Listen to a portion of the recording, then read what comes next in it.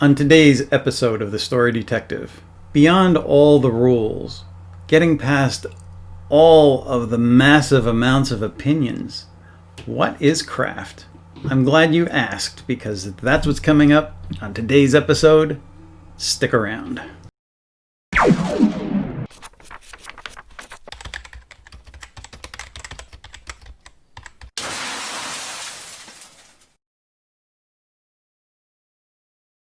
Craft to some people is everything. To other people, it's a silly bunch of rules with little glue to hold them all together. That's because there's so many opinions out there that it muddies the water and you have to dig. And that digging can become exhausting. Unfortunately, it's something we all end up doing until we find enough of it to put together and form ourselves out of it. Our own take, our own rules.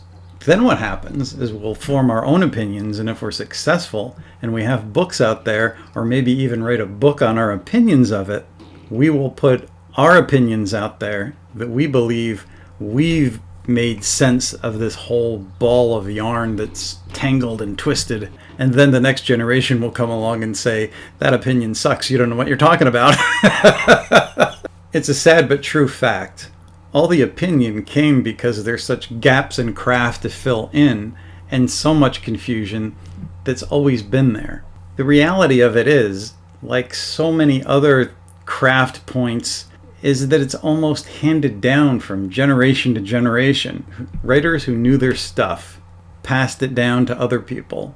Editors and publishing companies passed it down because they helped to edit people. They showed them these things. But like any business, once they got big, they wanted to be in control of that, and a lot of craft didn't get shared. You got pieces, and other pieces were missing. How do you find those pieces? What is craft essentially?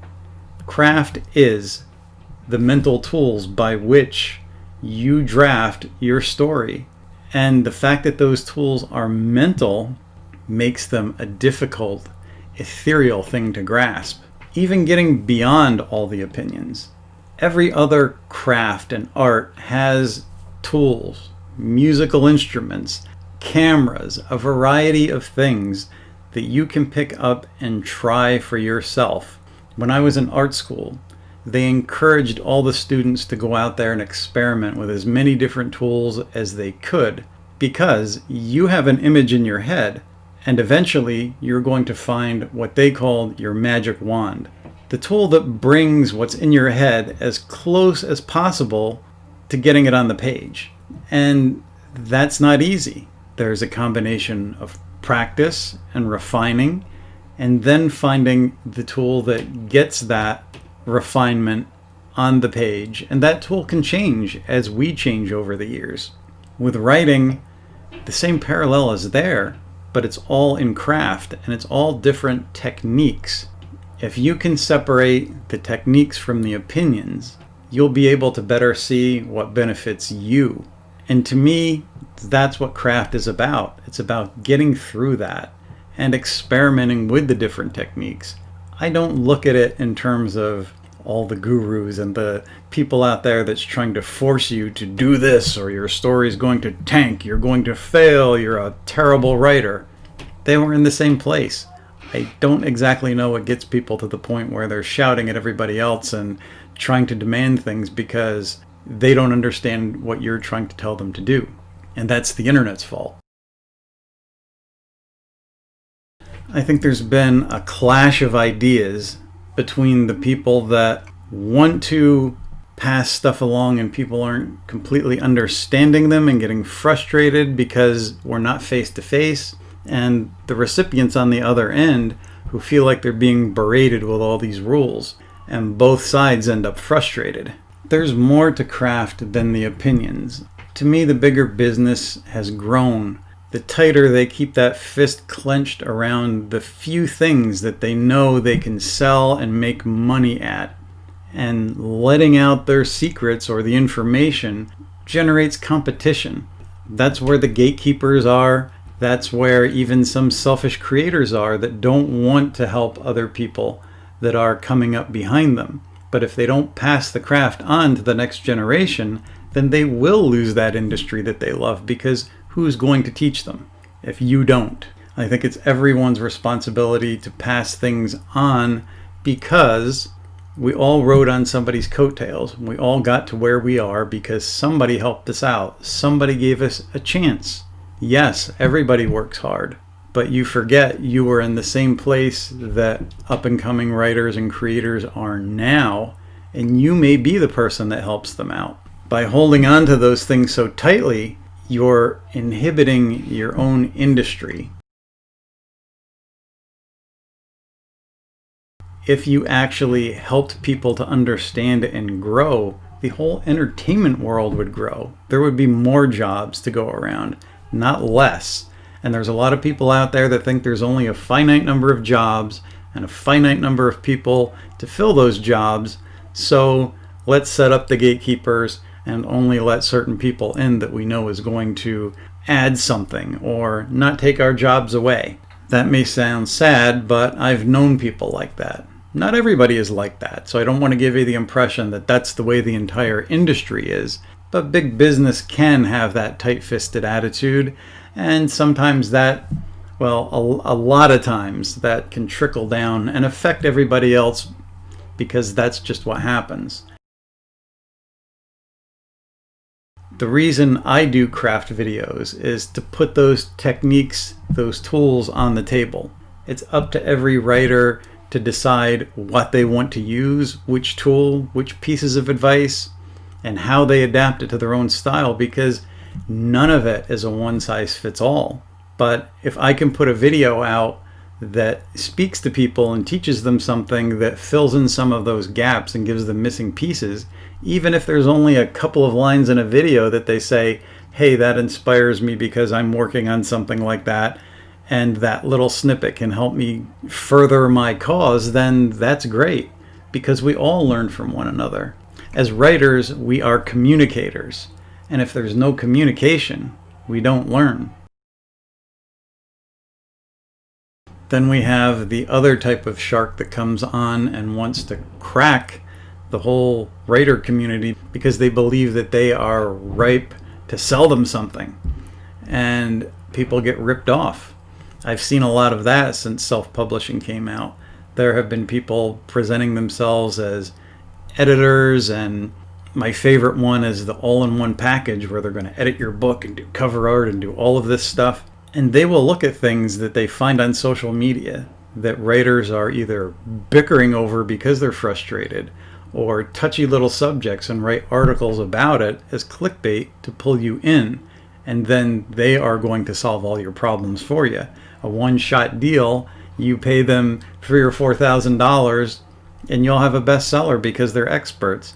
Then you look at the person that's writing the article and the person who's in charge of the website, and their resume is they are the founder of that website.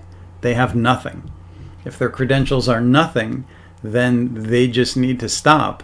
I realize everybody wants to start a business, but if you're not hiring people that know the business and you're just in it for yourself, I think you need to get off the stage, because most writers are working people. They don't have that kind of money to throw out.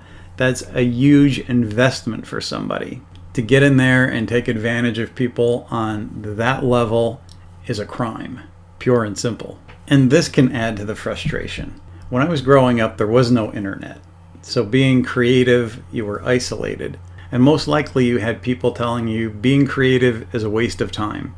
There was nobody to get feedback from, nobody to encourage you. And when I first went to art school, there was people not only from around the country, but around the world that came to that school. And they all worked in isolation. We were so grateful to have one another to talk to about our techniques and the things that we liked, that it was such a dynamic energy. People were staying up all night just talking because they never experienced that. Now with the internet, it's an overload of communication, and you have to be careful. Don't let it make you feel like an imposter. Don't let it discourage you, because that's what it does. I think all writers have a valid opinion. And that's one of the reasons that I created Wordstock, because I can't tell you the number of people that said they don't usually talk about craft, but they've done one of those videos and laid out their take on it. And I've picked up all these little nuggets and pieces, and we all learn from one another that way.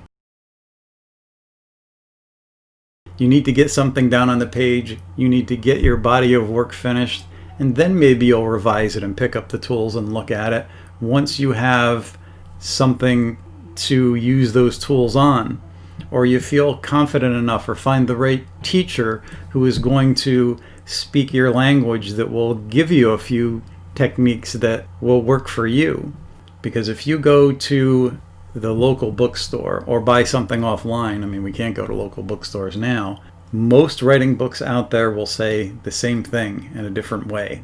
And that's fine, because most people need to find that one teacher that's going to teach them the basics and help them to understand. And having it in those different languages will speak to more people, but it's all the basics and it's all the same. And few people are really getting in depth.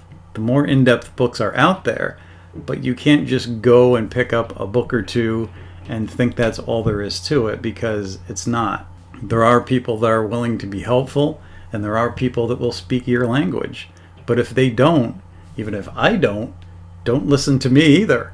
I mean, you have to find what works for you.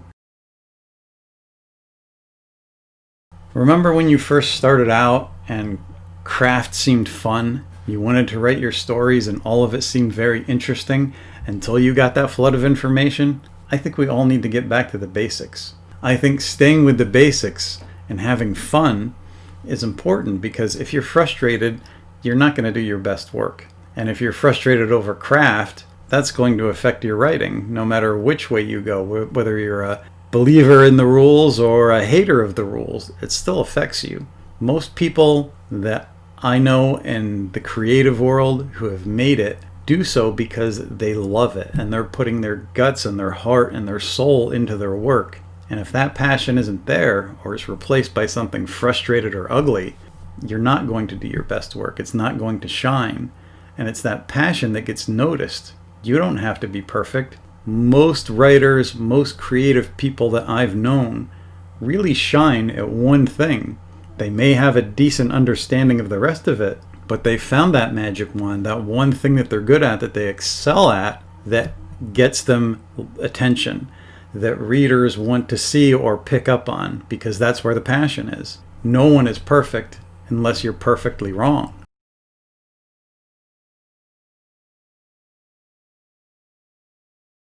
That's what I've got for you today. So until we meet again, keep those keyboards clacking.